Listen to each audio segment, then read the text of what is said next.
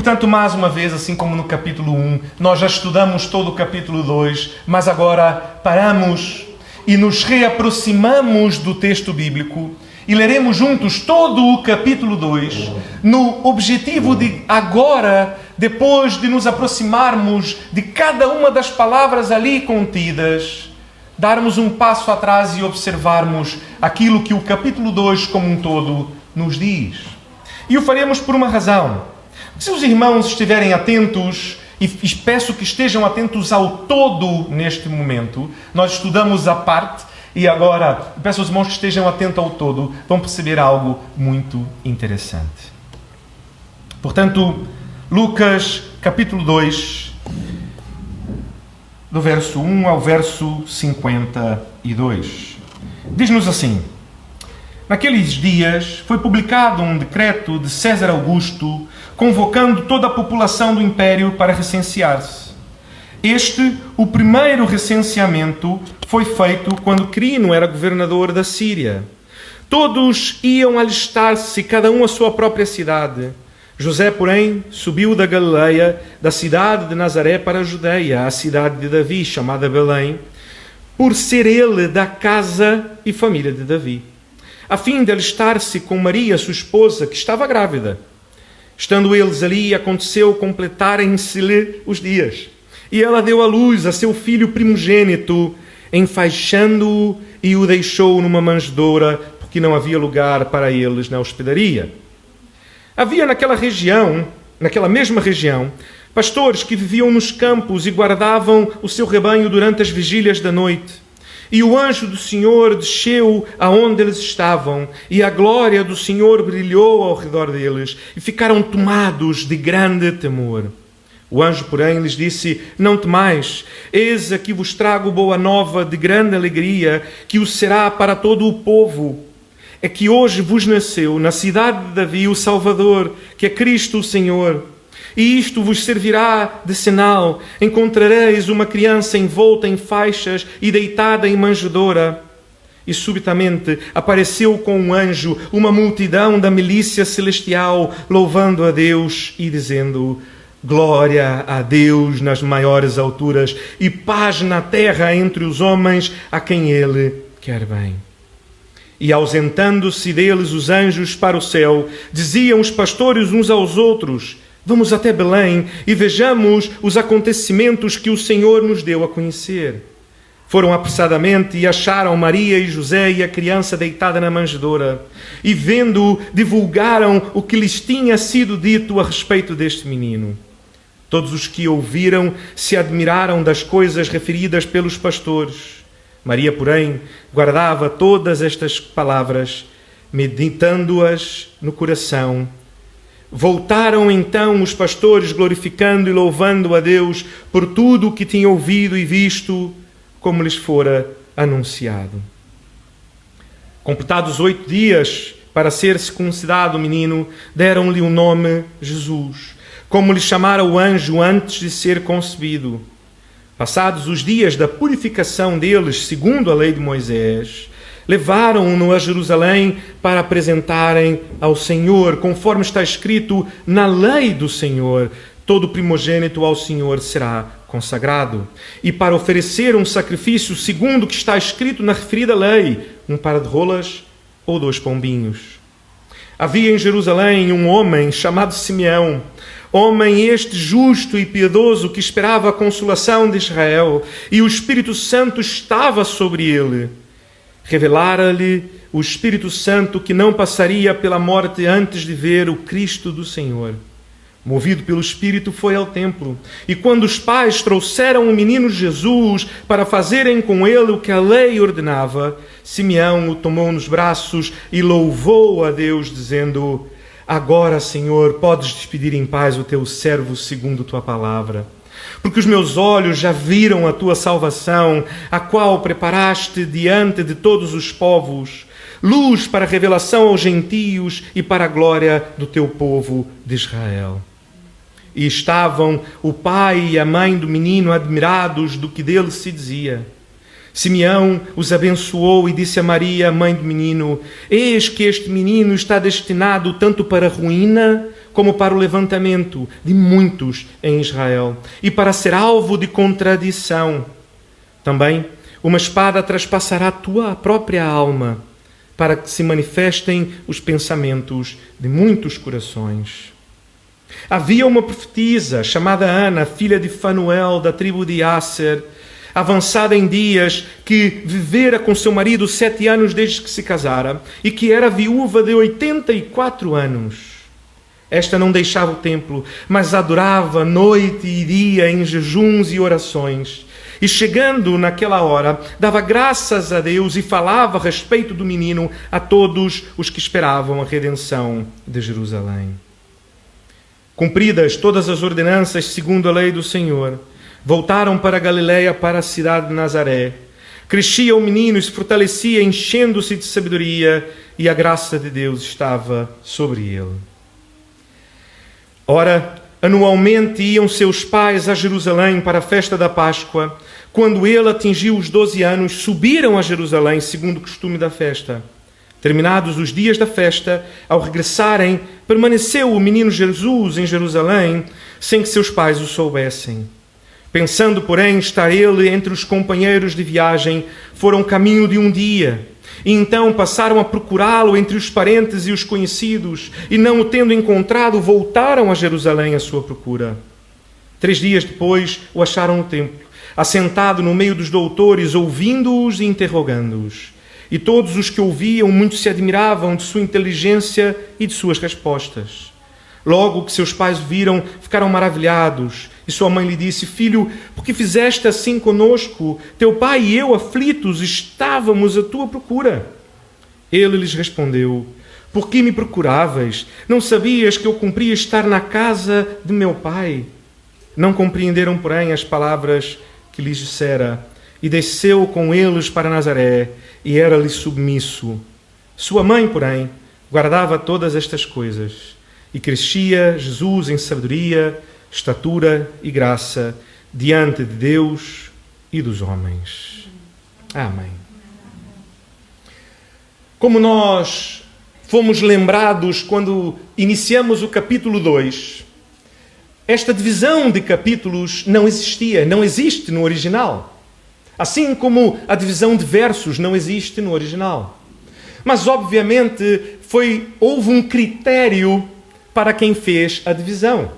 E o critério não foi o número de versos. E nós aqui também já percebemos isto, não é? Uma vez que o capítulo 1 possui 80 versos e o capítulo 2, 52. Qual então o critério que foi usado e que fica muito claro e percebemos de forma muito óbvia até aqui? No capítulo 1, se nós lembrarmos, e nós percebemos isto pelo começo do capítulo 2, o capítulo 2 é inaugurado como? Com o nascimento de Jesus. Com aquilo que precisava acontecer para que se cumprisse a profecia do nascimento de Jesus. Portanto, o capítulo 2 começa no nascimento de Jesus, passa por sua infância, vai até a sua adolescência, e o capítulo 1 é tudo que precede o nascimento de Jesus. Desde o anúncio de João a seu pai Zacarias no templo pelo anjo, e tudo aquilo que aconteceu antes de Jesus nascer. Durante o tempo, inclusive, de gravidez de Maria. Quando chegou o tempo, então, quando Jesus vai nascer, então nós entramos no capítulo 2. Entretanto, nós conseguimos perceber que, para além do contexto da história, ou seja, da temporalidade, há aqui também um outro critério. Mas que este critério não fica separado e não fica distinto entre o primeiro e o segundo capítulo. E isso nós percebemos quando começamos a estudar o capítulo 1, e se por acaso o irmão, a irmã, não teve a oportunidade de ver esta pregação, ela está disponível no nosso YouTube, está disponível no nosso Facebook. Quando nós vimos que Lucas inaugura este capítulo 2, ele inaugura a narrativa do nascimento de Jesus, a dizer uma coisa bastante interessante.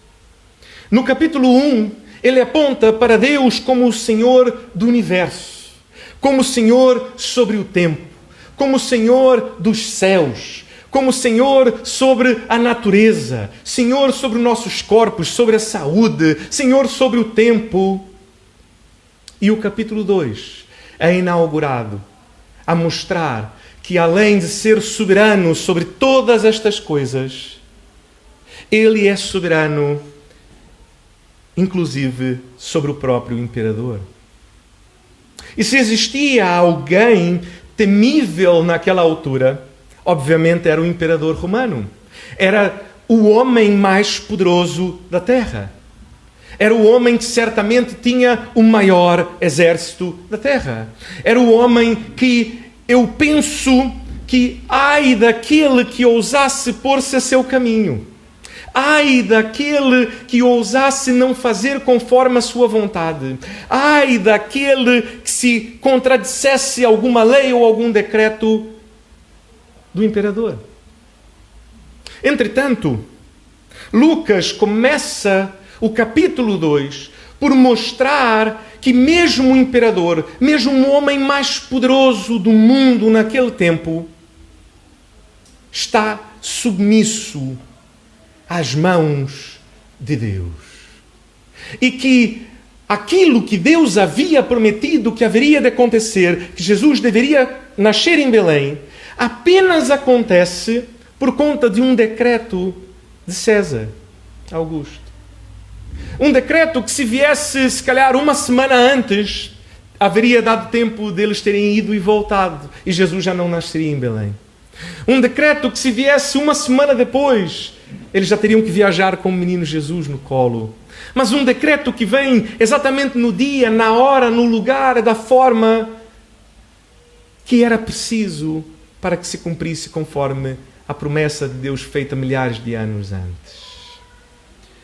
Portanto, Lucas começa o capítulo 2 por nos reafirmar que Deus é soberano sobre todas as coisas.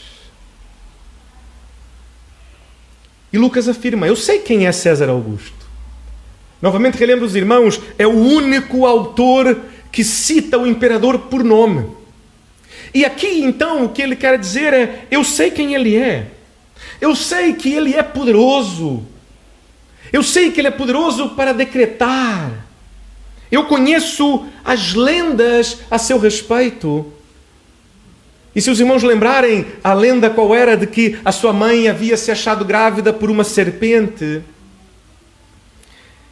E novamente Lucas reafirma, assim como faz no começo do capítulo 1, que aquilo que ele faz, aquilo que ele conta, aquilo que ele nos relata, não são lendas, mas são factos.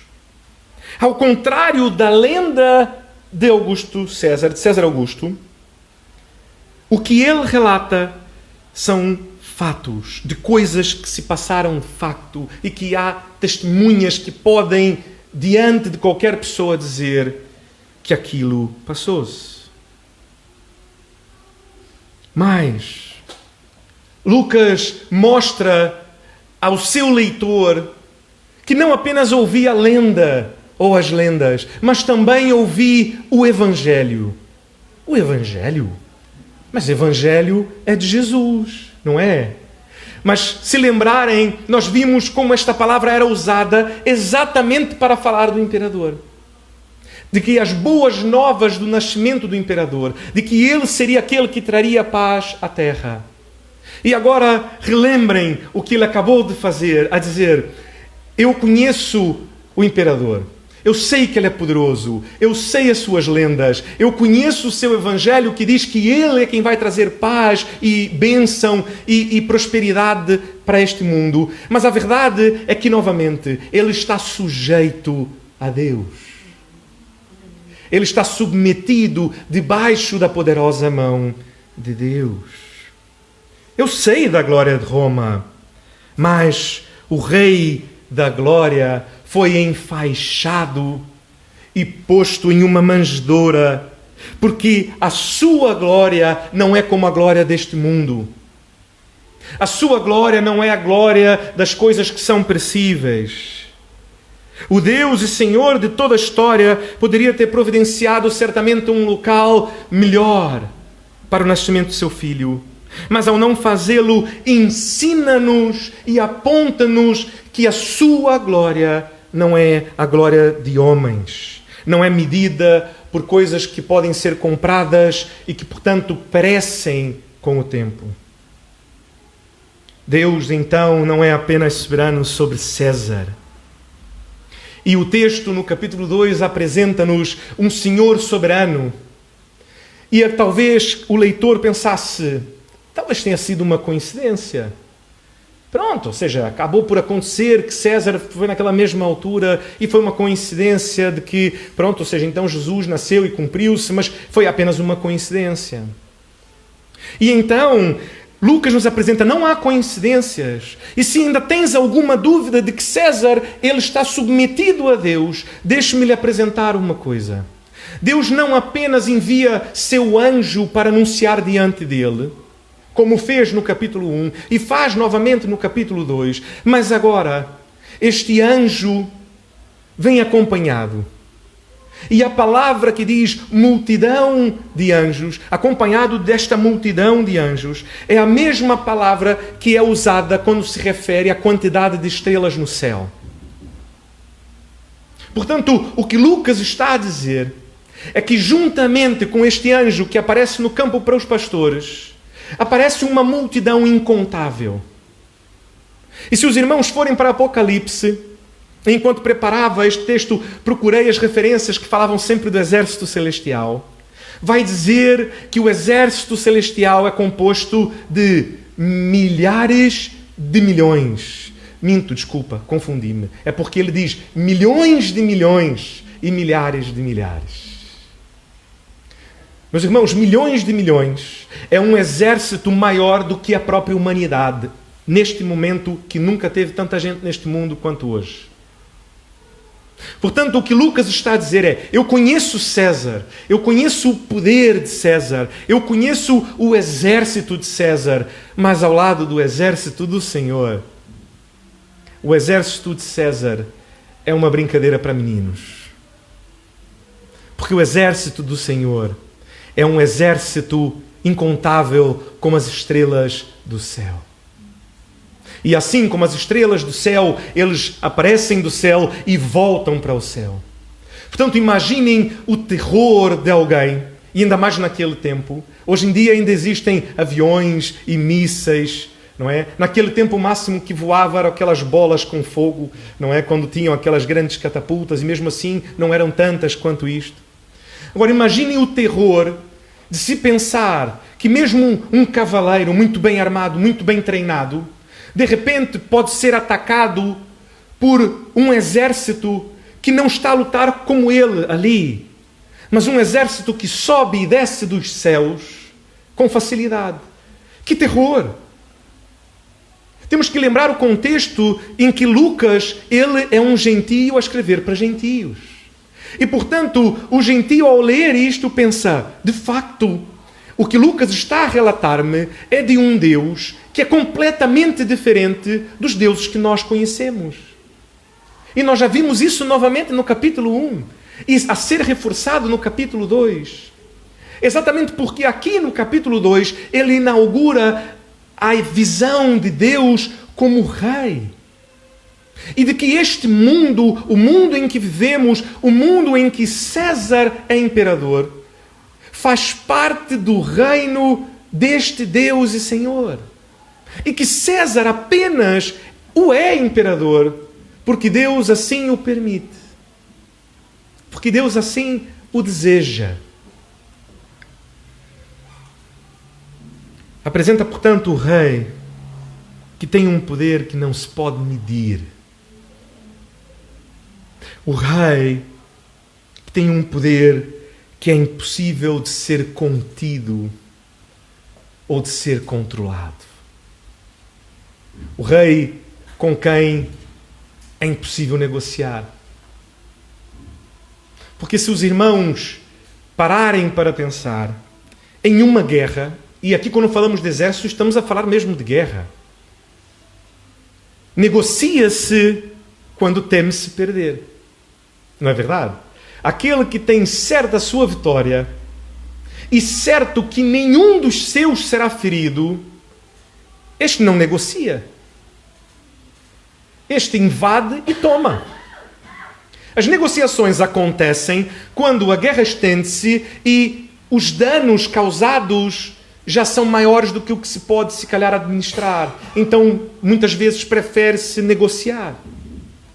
Mas por que é que o Deus poderoso de um exército de bilhões, de milhões, há de negociar com alguém, mesmo que seja César? Ele não negocia. O que ele diz é: César, só estás aí porque eu ainda não enviei o meu exército para tomar aquilo que é meu. Portanto, só estás aí porque eu o deixo estar aí. Como um bebê que se calhar vem até alguma coisa nossa e apanha, não é? E às vezes, eu peço perdão aos irmãos, a Ana Catarina às vezes gosta de fazer isso, vir até o pé dos irmãos e vê uma chave, vê alguma coisa, mas Esther é testemunha, não é? Mas Esther já até riu-se. E apanha, e aí eu vejo falo: oh filha, devolve. E a irmã Esther: não, pode ficar. Este é o sentido da soberania de Deus. Deus olha para César, o imperador romano, e diz: pode ficar. Isto é apenas uma pedrinha que está no fundo de um rio. Teu império não é nada, é pó diante do meu poder. Portanto, a segunda coisa que nós vemos, então, ao observar este texto como um todo, é que a glória de Deus não é como a glória de homens. Exatamente porque mesmo toda a glória de homens é como o pó diante da glória de Deus. Não tem valor algum. É irrelevante, é incipiente diante da glória do Senhor. Quando o Filho de Deus nasce, Deus não envia seus anjos para o templo ou para os senhores deste mundo, ou para avisar sacerdotes. Ele envia a homens comuns, a pastores no campo. O que mostra que, novamente, o lugar de deuses é no templo. Por quê? Por que o lugar de deuses é no templo? Por quê? Porque eles são feitos de pedra, são feitos de madeira, são feitos por mãos humanas, têm bocas, mas não podem falar, têm pés, mas não podem andar, não têm poder para fazer nada. Mas temos um Deus que não pode ser controlado ou contido. Um Deus que vai onde quer, faz como quer, que não está preso em um templo como se aquele lugar fosse o único lugar onde pudesse ser encontrado, mas é Senhor sobre todas as coisas e pode ser encontrado por todo aquele que tem um coração honesto onde quer que esteja.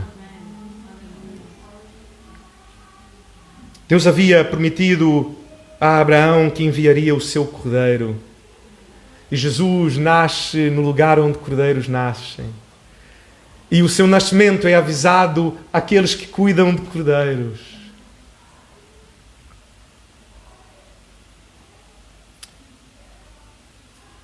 E ele traz paz a este mundo. E este exército, que é temível, que é terrível. E imaginem-se diante de um exército. Imaginem-se que de repente acordássemos esta manhã e enquanto estivéssemos a vir para a igreja, víssemos tanques e um incontável exército espalhado por todas as ruas, onde quer que andássemos, com as bandeiras de um outro país. Porque eu não estou a falar do exército português, íamos achar um bocado, pronto, alguma coisa está a passar, não é? Mas se ainda fosse o exército português, íamos andar, ok, estou aí para a igreja e de repente vou buscar informações, ou até, se calhar vou até parar e perguntar a alguém: olha, o que se passa? É alguma comemoração? Está a passar alguma coisa? O que é? Mas se fosse um exército de um outro país, e um exército incontável, um exército completamente desconhecido, imaginem o terror que nós ficaríamos. Eu realmente duvido que teria qualquer irmão aqui. Estariam todos no Facebook a dizer: olha, hoje não pude ir, estou a assistir de casa. Porque quando fui à porta, pronto, seja, né, achei que era mais prudente, se calhar, ficar em casa. Agora imaginem aqueles pastores. E o texto diz que eles estavam aterrorizados. Porque o Senhor é digno de ser temido. As Escrituras nos dizem que Ele é o leão da tribo de Judá. Por mais que qualquer um de nós possa visitar aqui um zoológico e nos digam assim, olha, fique tranquilo, aquele leão que está ali dentro nasceu cá.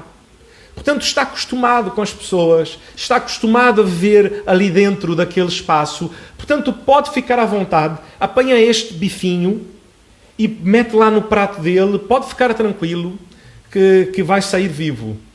Quantos dos irmãos o faria? Eu não o faria.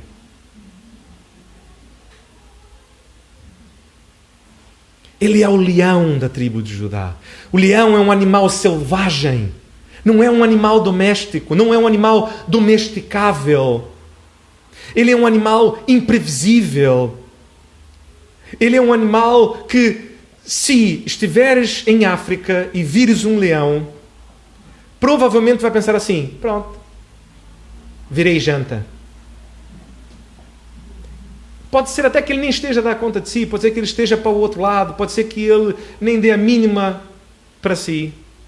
Mas eu tenho certeza que vais ficar tão atemorizado, vais ter certeza de que, pronto, já estou morto.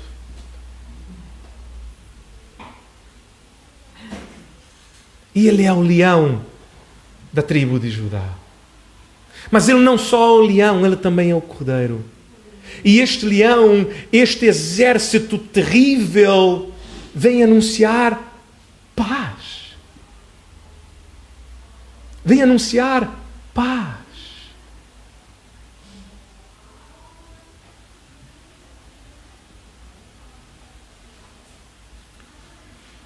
Portanto, a terceira coisa que nós percebemos é que ele não pode ser contido.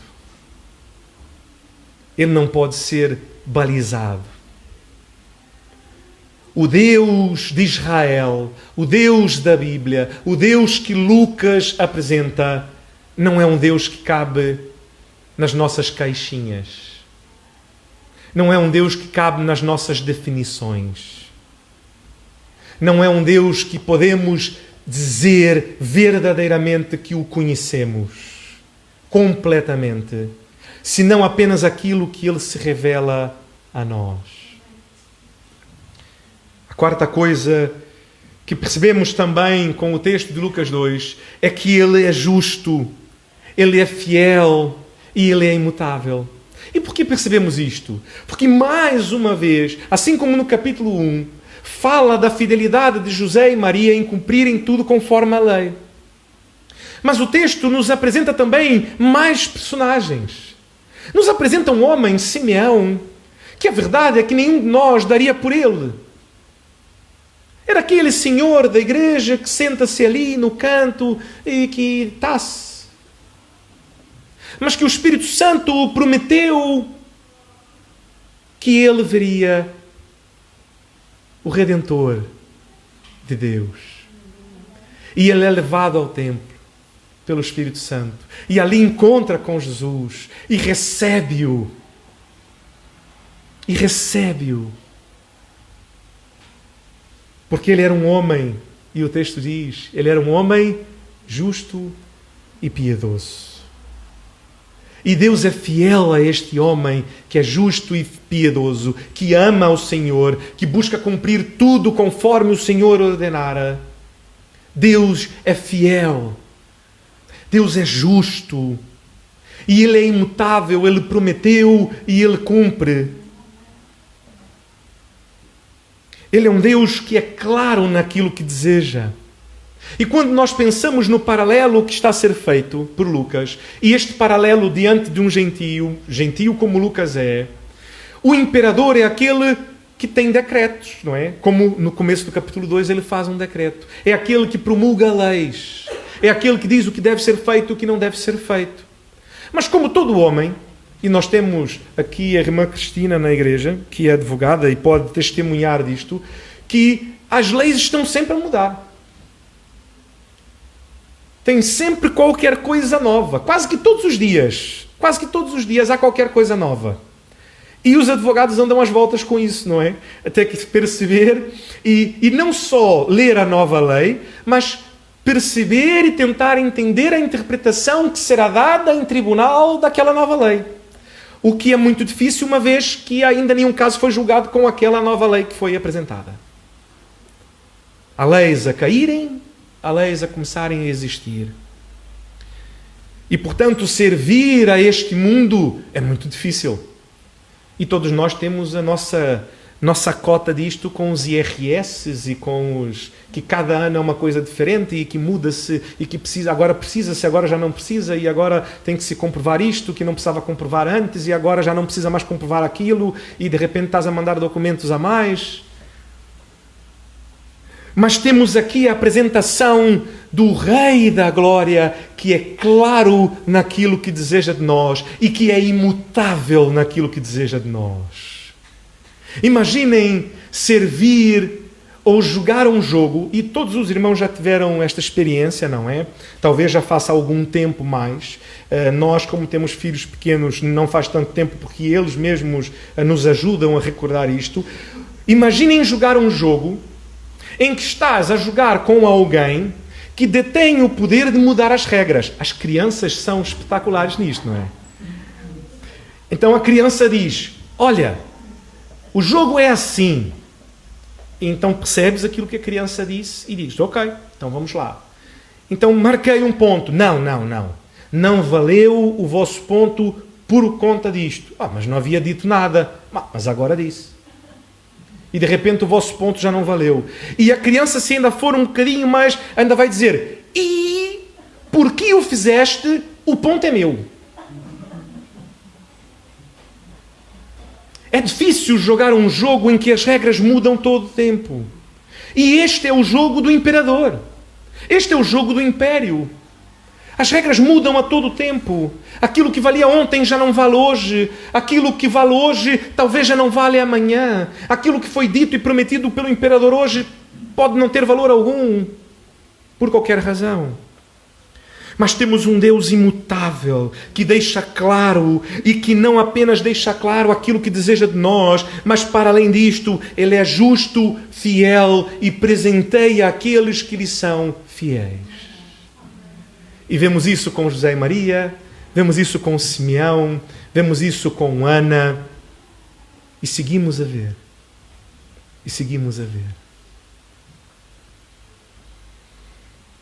Um Deus que não tem duas medidas de julgamento. Aprendemos também que Ele é um Deus paciente. Ele é paciente, novamente, porque não é como um imperador cheio de vontades imediatas. Não é como o imperador que quer tudo para agora, para ontem. Não é impulsivo, não é instável, mas aguarda o tempo para concretizar a sua promessa. Lembram-se? Quantos milhares de anos antes Deus prometeu que esmagaria a cabeça da serpente, quando Adão e Eva foram expulsos do Éden. Mas Deus aguarda pacientemente. Ele aguarda o tempo de Jesus nascer. Ele podia ter simplesmente enviado Jesus para a terra. Pronto, olha, vai para a terra. Já grande, começa imediatamente. Como numa entrevista de emprego, não é? Vais a uma entrevista de emprego e dizem, olha, estás contratado. Olha, ok, e quando é que começo? E já ouvi algumas histórias de pessoas assim, podes começar agora? Mas agora? Eu vinha só para uma entrevista de emprego, já tinha até outras coisas pensadas. Bom, olha, não, claro, também ninguém vai dizer que não é? Mas Deus não é assim. Ele envia Jesus como um embrião para a barriga de Maria. Espera o tempo de Jesus nascer. Se hoje o próprio Estado português, por exemplo, ele só dá às mulheres grávidas o subsídio de auxílio para a gravidez após os 3 meses. Exatamente porque considera-se que até os 3 meses é muito arriscado. E falamos sobre isso, não é? Mas Deus não tinha dúvida. Ele é o Senhor do Universo. Esta gravidez não é uma gravidez de risco, não tem risco algum. Lembram-se do exército de milhões que o protege? Não apenas aguarda o tempo de nascer, mas aguarda o tempo de crescer. E aqui vemos no capítulo 2 exatamente este processo. Ele aguarda os dias para a circuncisão, aguarda os dias da purificação para a consagração, aguarda os anos iniciais para aprender sobre a palavra do Senhor, para novamente ser visto no templo e ali já apresentar-se. E agora ainda termina o capítulo 2 e ele ainda que não é um adulto. Portanto, continua a aguardar pelo começo do ministério. E como termina o capítulo 2, sujeita-se à sua própria lei.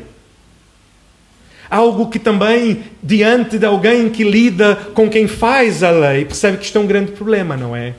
E nós sabemos, Se abrirmos os jornais, não precisa ser cá de Portugal, não precisa ser do Brasil, pode ser de qualquer lado.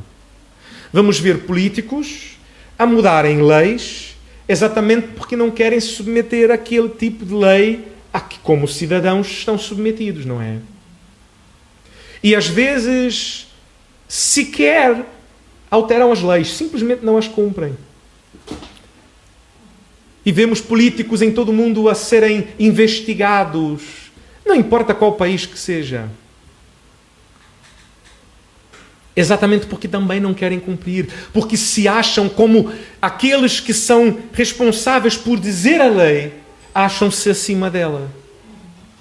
Mas estamos a falar do Rei da Glória, que é imutável, que é claro em suas leis, e não apenas é claro em suas leis, mas sujeita-se a elas. Ele poderia mudá-la, ele poderia transformá-la, ele poderia vir abolir a lei. E isto é uma pergunta que fazem, não é? Estamos diante do próprio Deus. E Jesus diz, não pensem que vim abolir a lei. Por que é que Jesus precisa dizer que não veio abolir a lei? Porque com certeza haviam ali alguns, como aquelas crianças que acabei de falar a história do jogo, que estavam a pensar assim, se estamos diante de Deus, se calhar podemos convencê-lo a abolir a lei, porque afinal isto ninguém consegue completar, não é? Então é razoável falarmos com eles, Jesus, pense bem, ninguém consegue fazer isto tudo. Então se calhar era melhor suspendermos aqui algumas coisinhas e aí já ficava algo que conseguimos cumprir e pronto, ou seja, era melhor para todos, não é? Saíamos todos a ganhar. Só que lembrem-se, é um Deus que não está aberto a negociações, porque Ele não precisa negociar. E porque Ele não negocia sua glória. Ele não negocia quem Ele é. E a sua lei é apenas um reflexo daquilo que Ele é. E daquilo que não somos diante dele. Portanto, ele se mostra como o rei que é digno de ser Senhor, aquele que é digno de ser rei em nossas vidas, aquele que qualquer um que sirva ao imperador certamente pensa, mas eu prefiro servir a este Senhor do que a César. Um Senhor fiel, justo, imutável, que sujeita-se a si mesmo às leis que Ele mesmo diz e que as suas leis são perfeitas e boas e justas.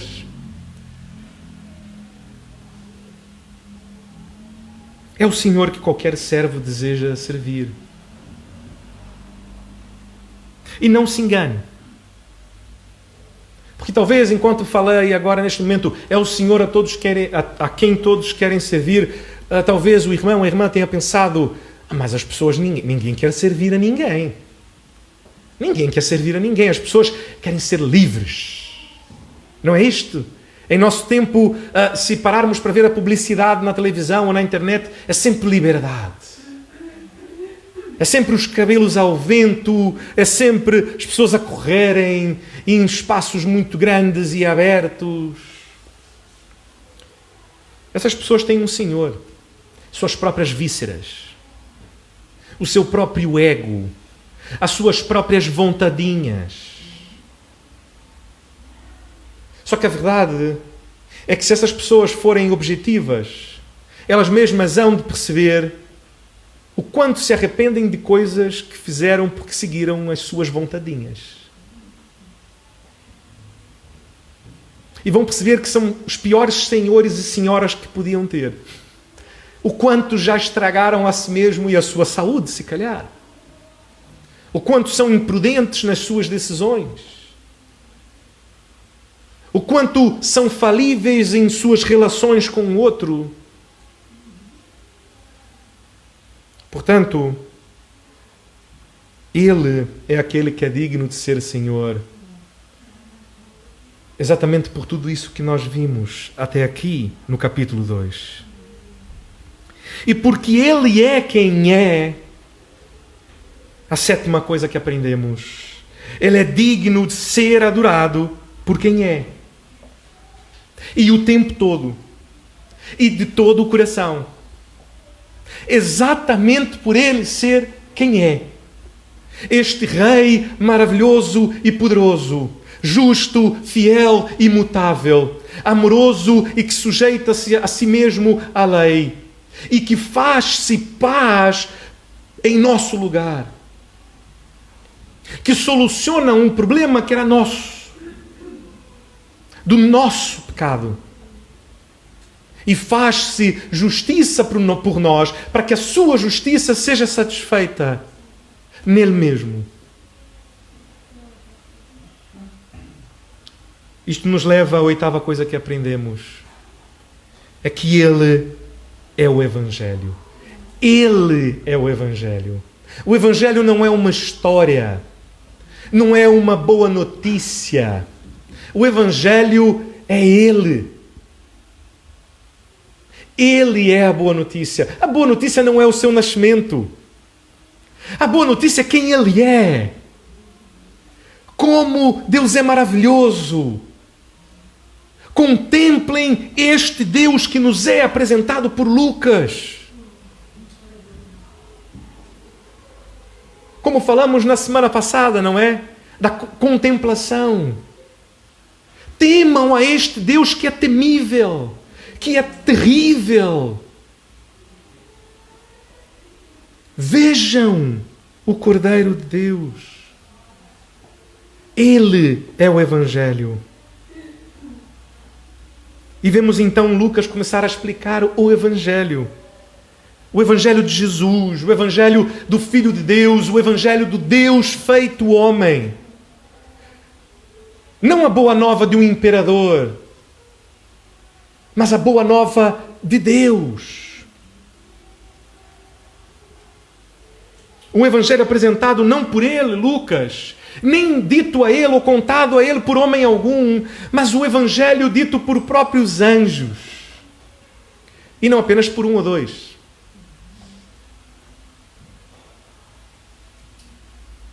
A verdadeira boa nova, digna de ser anunciada por milhões de anjos, da legião, do exército, do Senhor do universo, Rei da Glória, é o Evangelho de Jesus. Lembrem-se que quando ele diz que Jesus é o Salvador, ele está a falar a gentios, e que o culto a César dizia que César era o Salvador. Era ele que haveria então de salvar até as pessoas comuns. Mas aqui então o anjo afirma que o Salvador não é César, mas Jesus. E o anjo o diz, não como o anúncio do Evangelho de César é feito com pompa e circunstância a poderosos, a dizer, mas este é o Evangelho do homem comum. Que, como nós bem sabemos, nunca chega ao homem comum, não é? Nunca chega ao homem comum. E é assim até hoje. Se nós formos à vila mais distante e mais humilde em Portugal, e vamos ver se de facto tudo aquilo que é o Evangelho do nosso governo, e não enganem-se, todo governo, todo partido político, todo político tem o seu próprio Evangelho. E promete salvação. E promete salvação ao homem comum. se nós formos visitar aquelas pessoas com mais idade, que vivem naquelas vilas afastadas e que não têm filhos, e formos ver a eficácia deste Evangelho, não há. Os pastores eram homens esquecidos no campo, à margem da sociedade, que fediam.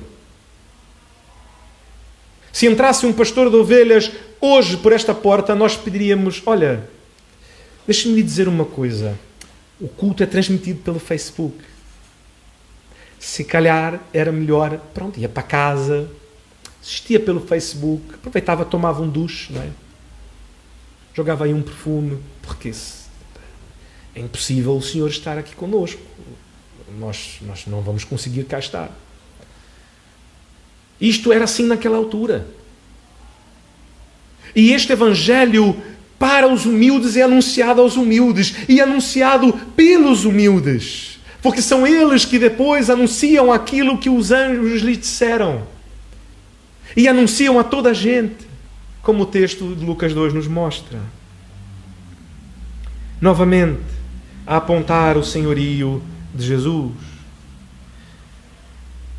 A nona coisa que nós aprendemos, então, com isto, é que Jesus, Deus, não é um Deus que não busca e salva os justos e dignos, mas o indigno, o marginalizado, o esquecido, o oprimido, e faz-se paz por eles. Mas, pastor, eu não estou a perceber. O pastor está a dizer, então, que Jesus não vem salvar os justos e dignos. Então só quem vai ser salvo é quem é indigno, marginalizado, esquecido e oprimido. Novamente, deixe-me lhe dizer, não se deixe enganar. Não há um justo sequer, é isso que a palavra de Deus nos ensina. Não há ninguém que possa ser achado justo e digno. Jesus, quando diz: o médico vem para salvar e buscar os que estão doentes, ele o fez, como depois explica para os seus discípulos, quando perguntado: por que o Senhor fala em parábolas? E ele diz: para que ouçam, mas não percebam. Eu tenho certeza que aqueles homens, ao receberem esta resposta de Jesus, pensaram: muito bem, então ele não veio mesmo para mim, afinal, eu não sou destes que estão doentes, estou muito saudável espiritualmente, sou um grande homem de fé, justo e digno. Portanto, este Jesus veio para aqueles pobrezinhos. Deixa-me inclusive dar umas esmolinhas para ajudar ele nesta obra tão gira de ajudar os oprimidos. Mas isto não é a verdade. A verdade é que o que Jesus queria dizer era assim: amigo, vens me perguntar isso como se fosse um médico. Mas deixa-me dizer uma coisa. Tu estás doente. Tu precisas de um médico. E eu sou este médico que veio buscar aquele que está doente. Porque todos pecaram e carecem da glória de Deus. Diante de um Deus tão justo e poderoso. E aqui eu acho que talvez seja uma das coisas mais importantes para nós, em nosso tempo, como igreja, como batistas, que é talvez nos esqueçamos de quem Deus é, do seu poder, da sua majestade, da sua glória. Ficamos muito no Deus que é amigo, no Deus que é Pai, mas esquecemos do Deus que é temível e terrível. O Deus diante de quem nenhum de nós poderia subsistir um segundo em sua presença se não fosse pelo sangue de Jesus.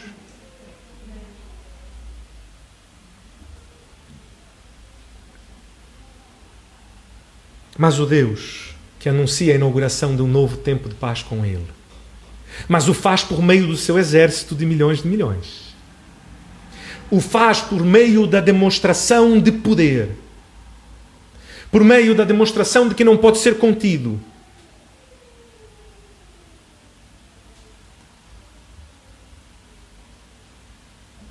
E por fim, aprendemos que Deus imprime em seus servos o seu próprio caráter. Porque então nós sabemos que Simeão, que José e que Maria, que Ana, que todos esses que citamos até aqui, mesmo também no capítulo 1, Zacarias, Isabel, não são fiéis e justos porque são fiéis e justos, mas o são porque, como o texto nos revela, o Espírito Santo de Deus habita neles e os faz fiéis e justos. Porque, como já vimos, Deus é um Deus fiel e justo. E, portanto, quando o seu Espírito Santo vem habitar na vida daquele que o recebe como Salvador e Senhor, Ele imprime o seu caráter. E em teologia isto se chama atributos comunicáveis de Deus. A sua justiça é um deles. Que Deus, quando habita em nós com o seu Espírito Santo, Ele imprime justiça em nós. De maneira que quem olha de fora, olha para nós e diz: há algo diferente naquela pessoa. Há algo fora de série naquela pessoa. E de fato é fora de série, porque não veio de série. Porque não é nosso, porque não é pela nossa capacidade. Portanto, nós vemos um Deus que não apenas deseja relacionar-se conosco, não apenas deseja caminhar conosco, não apenas deseja ser Senhor da nossa vida, mas que vem viver em nós e que imprime em nós o seu caráter de justiça e de fidelidade. Não apenas salva, mas transforma-lhe a vida.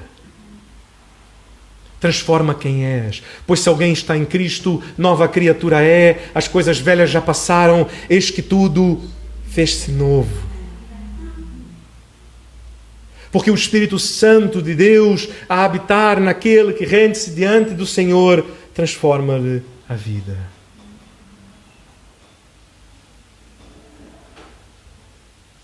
Aprendemos que mais do que características de Simeão que agradam a Deus, a sua justiça e a sua piedade são frutos de uma vida na presença do Senhor. Então, ao olharmos para o capítulo 2, ficam-nos duas perguntas.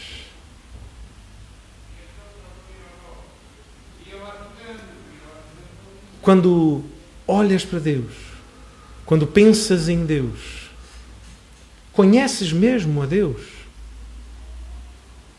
Ou será que o vosso Deus é um Deus domesticado?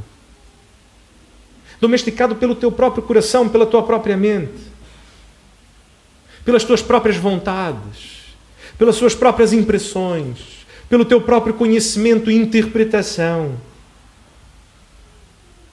Ou é um Deus que é o Senhor dos exércitos, que é um leão da tribo de Judá, que é digno de gerar terror diante de todos nós, a ponto de que todos aqueles que encontram com Deus são lançados ao chão.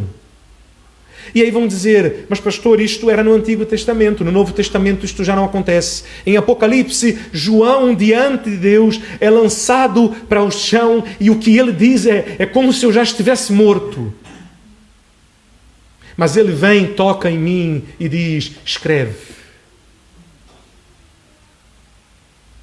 A sua justiça e a sua santidade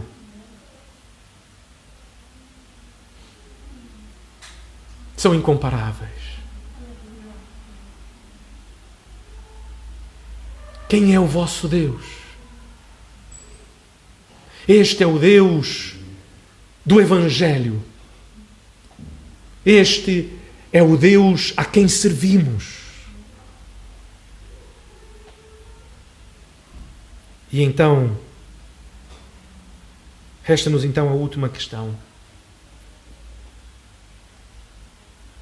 que é, de facto, conhecemos a este Deus e temos a este Deus como Senhor da nossa vida?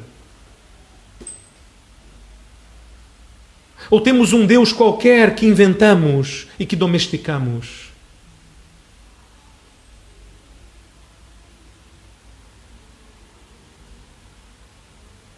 E o temos como Senhor das nossas vidas de tal maneira que Ele vive em nós, a tal ponto de imprimir em nós o seu caráter.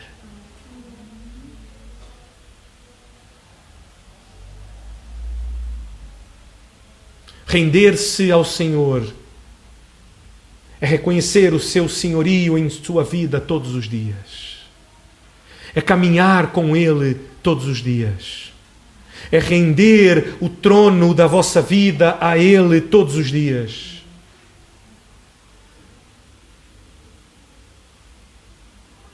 Renda-se diante do Rei da Glória. Entregue a tua vida ao Senhor. E Ele é poderoso. E o mais Ele fará.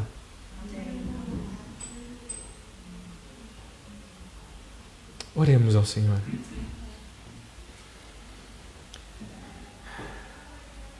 Senhor Deus e Pai, somos gratos ao Senhor.